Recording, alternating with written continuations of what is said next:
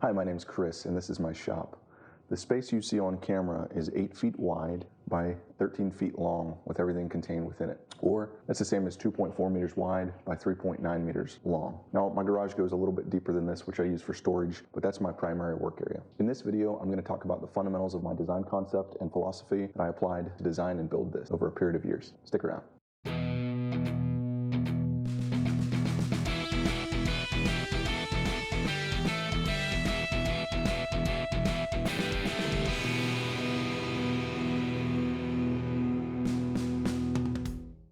Now, my fundamental goal in designing and building this was to create the most space-efficient layout I possibly could. Currently, my entire shop space occupies a one-car garage bay, and where my camera is sitting is where I typically park my truck. It was my goal to minimize the footprint without minimizing the output potential of my machines or my shop as a whole. I've been woodworking my entire life, and I've got experience in a number of different shops, and I try to apply my experience using different tools to this layout. I researched and sketched my design for a period of over 2 years while I lived in Alaska and didn't really have the ability to build this because I was going to be moving down to the continuous United States. Now, in my next video, I'm going to talk about all the things I would change about this layout if I were doing it over again. So be sure to subscribe so you don't miss that video. So up front, I realize that this is a solution, or elements of this solution might work for other people. This won't work for everybody. I have the ability to dedicate an entire one-car garage bay to my shop layout. I know a lot of people don't have that luxury. There's a lot of concepts out there where people will build individual carts for each machine that can stow along the wall and allow a car to come in and occupy this space. There's a lot of great designs out there. I think Steve Ramsey from Woodworking for Mere Mortals, or Radek from Radek's Workshop on Instagram, he's got some great solutions for that type of concept. Okay, so there are 7 primary goals I had for this shop space when I was planning it. Now, I didn't necessarily think of all 7 of these up front, but looking back on it, these were definitely the 7 primary things I was keeping in mind. Some of them I did write out. Some of them, retrospectively, were definitely things that I didn't compromise on. These are all in order of priority. Okay, so factor 1 is I wanted to occupy a single car garage bay, or at least minimize the footprint so that I could park inside a garage, at least with my wife's vehicle. Number 2, minimizing the setup time. Whether I'm coming out here to make a quick cut on any one of my machines or moving from process to process throughout a project, I wanted to minimize the setup time for each machine. So if your machines are ready to go, they're plugged in, they're able to be used, or very close to being ready to be able to be used, it just helps reinforce you using the correct tool for the job. So obviously every machine tool has its own operations that it's best at. So whenever you have things ready to go, you're more inclined to use the tools in the way that they're supposed to be used, or use the most ideal setup for whatever process you're trying to achieve. So one of my 2 most complicated setups is my joiner, and it's actually relatively simple. So it's mounted on a drawer with stops, and then I just have to plug in my dust collection and support my stand with this leg. Now it's ready to go, and I have in-feed and out-feed for as long as I need to run through it. Now, there's of course some things I would improve about this in the future, and when you see me publish plans, those improvements will already be in the plans, but we'll talk about that in the next video. Now, my most complicated setup by far is my planer mount, and you'll see that it sets up easily within a minute also. So I have it mounted to a drawer that just pulls out. These lock into place. I lift it up.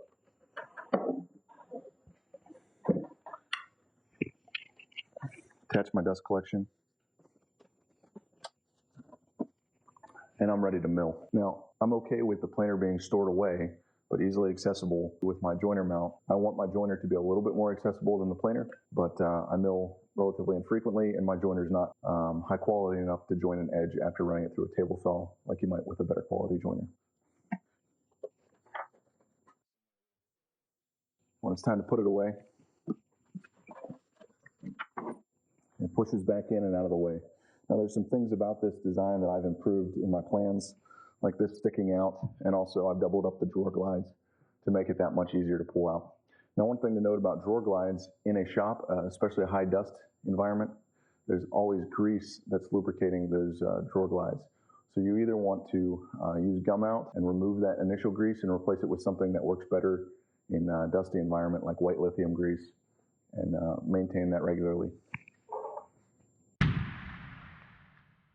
Number 3, I already described that as I was planning this, I was preparing to move from Alaska down to Georgia. And so I knew that either I would be moving my design every few years or a professional moving company would be moving it. So I needed it to break down for moving.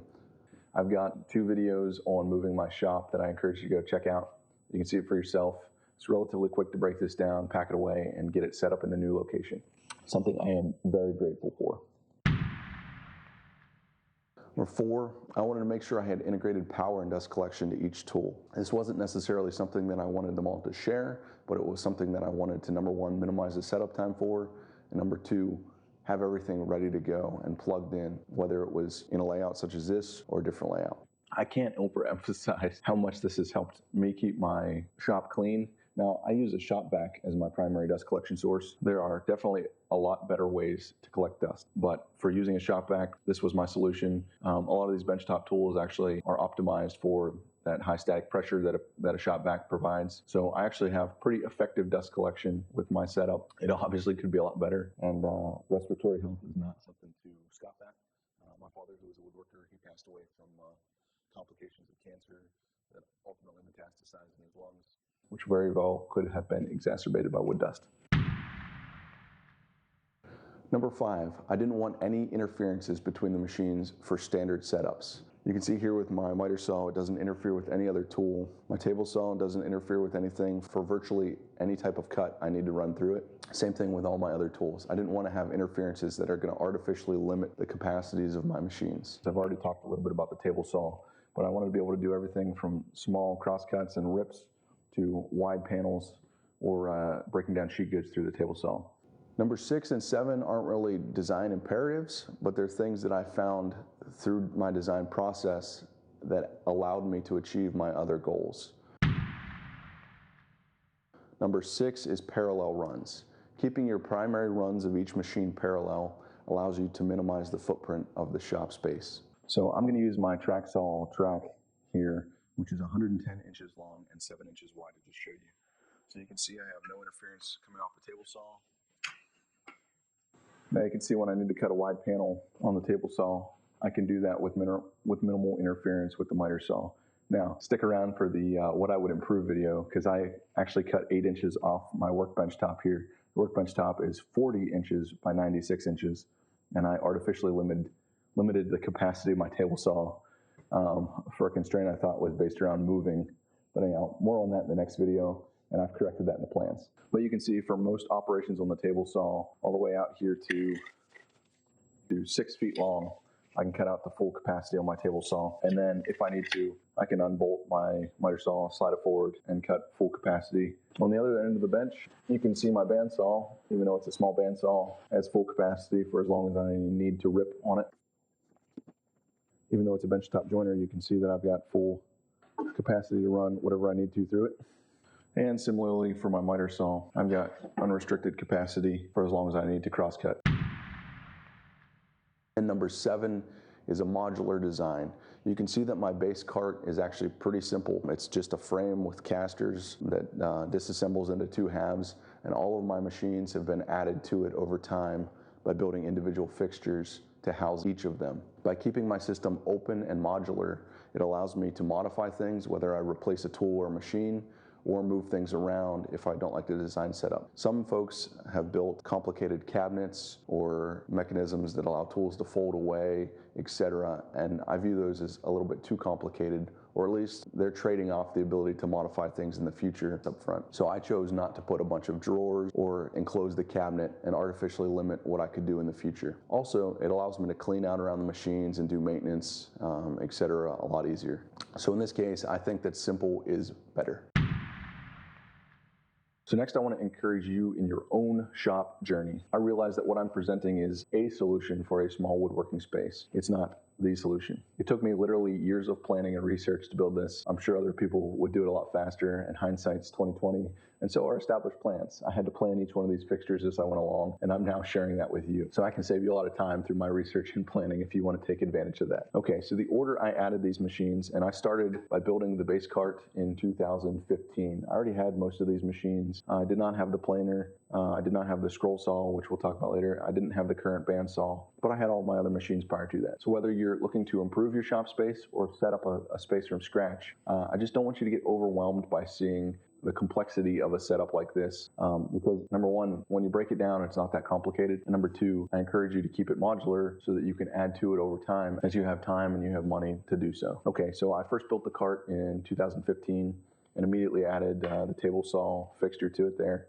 We'll talk about things I would improve about that in the next video. Then I added the cutout for my miter saw and my miter saw, and right after that I built the drill press into the table. Following that, I built the bandsaw fixture, and later on I improved it. And at this time, I think I had a power strip under the workbench, but with everything being close, it was easy to unplug, plug in, and same thing with the shop vac. I just put the shop vac on the bottom of the cart and plugged it into the outlet of each machine when I was using it. We had a move right around that time. Then the next thing I did was wire the workbench.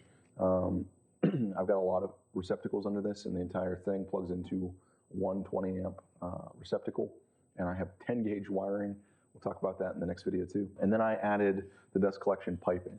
So under here, there's a central run of 2-inch pipe that leads into a dust separator and bin. That's ultimately, suction is provided by a shop vac. There's a lot of Ys in there, and then I've optimized dust collection in each machine as I had time. After the dust collection, I added the planer fixture, and after the planer fixture, I added the joiner. Then I actually went back and improved my dust collection from a bucket separator to a bin. And then this past year, I added the boom overarm, or I improved it. I had the vertical section of pipe there, but I added this boom for sanding and routing operations. My next goal for it is to add a router insert plate right there. I haven't done that yet because number one, I either want to buy a really nice router insert plate that I'm still saving for, or I want to design my own and share that design with you, because they are so expensive, and I've got a design kind of in my head with some very simple hardware that I think will make a pretty rugged but highly adjustable router lift. I'm just kind of debating whether or not I'm just going to go commercial and get it installed, but that'll give me a full 8 foot plus of router and shaping ability there. Like I already said, hindsight's 2020. I've learned a ton over the course of the 5+ years of building this setup, and I've ultimately created this YouTube channel to share this with you. I could build this a lot faster now that I've visualized, planned everything. You know, if I only had the time and the resources, I could build it again and improve it very quickly. I just don't have the time, so I'm more than happy to work with what I got. Okay, that's about it for this video. I hope you enjoyed learning why I put this shop layout together the way I did, seeing kind of the things I thought were most important as I planned my workspace. I would love to hear your feedback on this design or your shop space. I love answering questions when I get them. I answer as many of them as I can. If you have tips for laying out shops, I encourage you to put those in the comments below. Answer a question if somebody asks it below. And I also have a shop layout guide that has some templates and layouts for your shop. It's not specific to mine, but it's got some diagrams of my shop in there. If you want to check that out, that link will be down below. And if you are interested in plans for any of these things, I'm still working my way through drawing them, but most of those are on my Etsy store, and the link is below for that too if you're interested in checking that out. So thanks for watching, and make sure you subscribe. I'll see you next time.